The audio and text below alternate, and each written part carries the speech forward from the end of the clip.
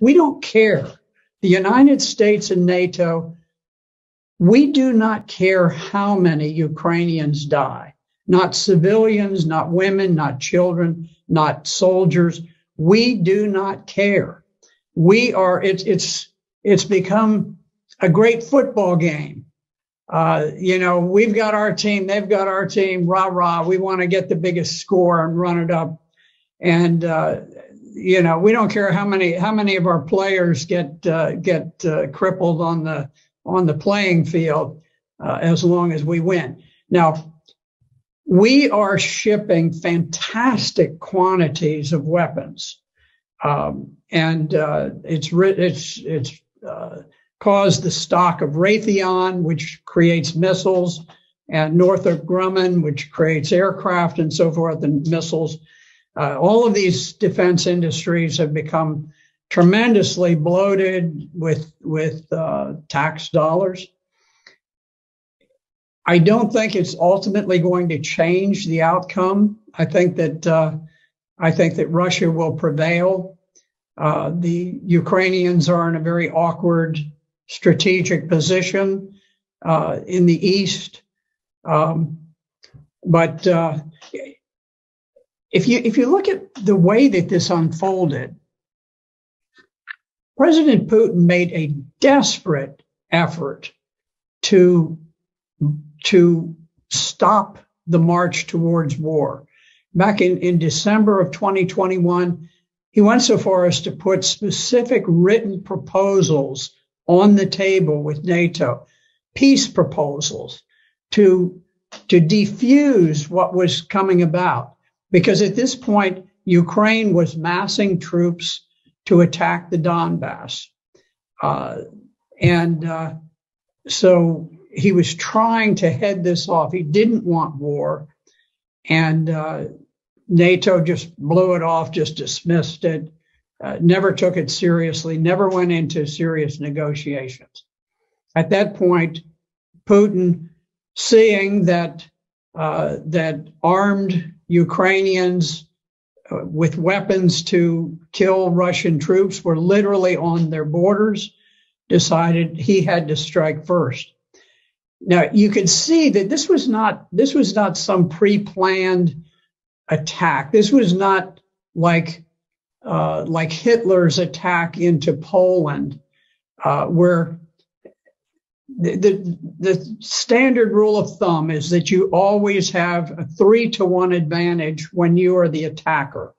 You have to mass 3 times as many tanks and artillery and planes and men as the other side has.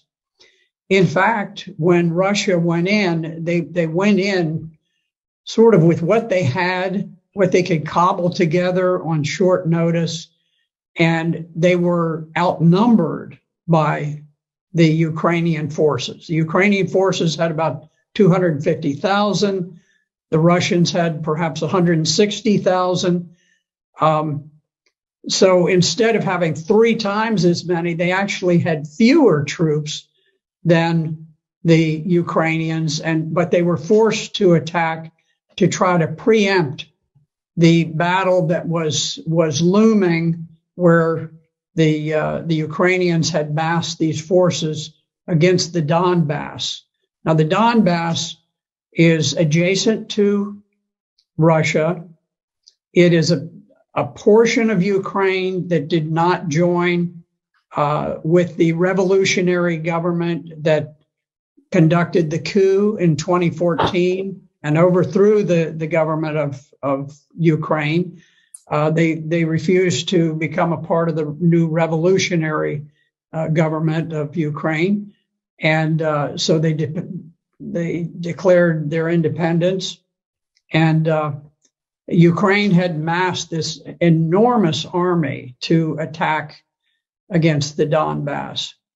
And so Russia was forced to go in to preempt that planned attack by Ukraine.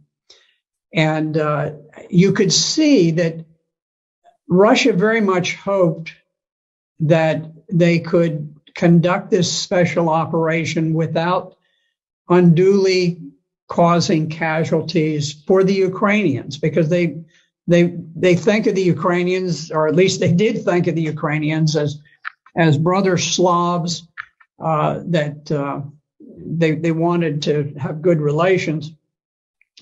But there was a famous picture with a Russian tank that had been stopped by a gathering of maybe 40 civilians who just walked out in the road and blocked the road, and the tank stopped. I can tell you, in Vietnam, if we had a bunch of people who stood in the way of an American tank going through, that tank would not have slowed down in the slightest. It wouldn't have honked a horn. It wouldn't have done anything. Wouldn't have fired a warning shot. It would have just gone on. And I think that's more typical. I'm not criticizing the Americans. I was there and I was fighting, and I probably would have driven the tank straight through myself.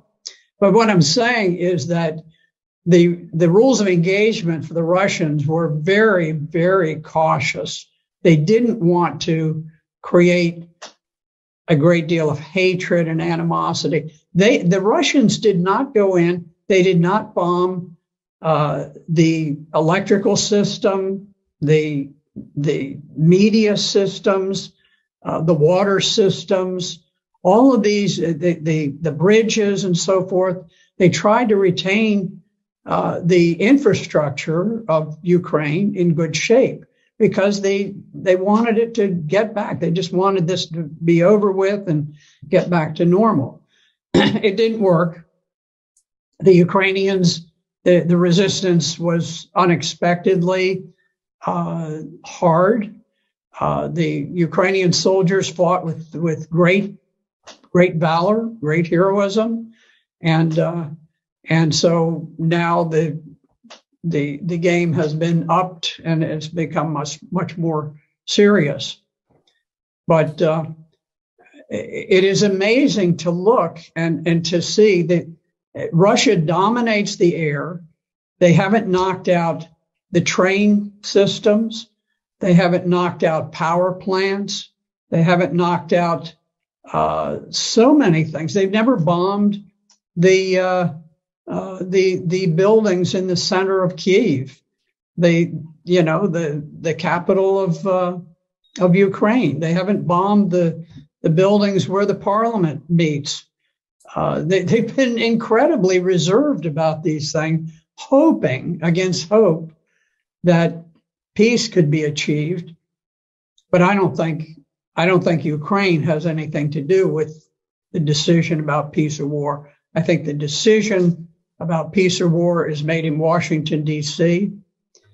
As long as we want the war to continue, we will fight that war using Ukrainians as proxies, and we will fight it to the last Ukrainian death.